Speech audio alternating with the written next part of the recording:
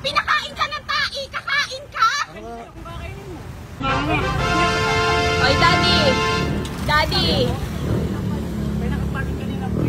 Oo, pero hindi parking kasi yan. Hindi parking yan eh.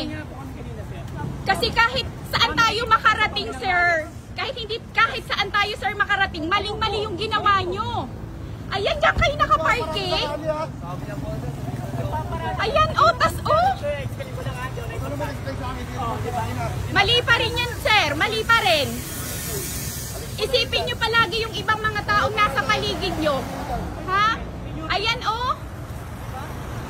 Ayan, nakapark kami ng maayos. Kayo yung nandyan. Kahit saan tayo nakarating, mali pa rin kayo. Baka naman katwiran ha. Oh. Sige. Tingnan mo, mga katwiran na ba? Oh. Gamitin yung utak mo, hindi ka driver na. Mas utak mo ang gamitin mo! Mas utak mo ang gamitin mo kasi kahit saan tayo makarating, maling parking ang pinarkingan nyo!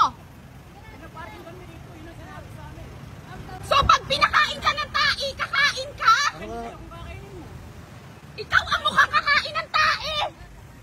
Tama rin pinaradahan nyo. Tama daw yung pinaradahan niya? Sinong hindi magagalit? Tama yung pinaradahan, tingnan nyo nga! Eh kahit saan tayo makarating, oh! Diyan daw siya pinaparking. So kapag pinakain ng tai, kakain kayo, iwan. Ayan oh! Ayan oh! Oo, kasi may lumalabas eh. Gali yun eh.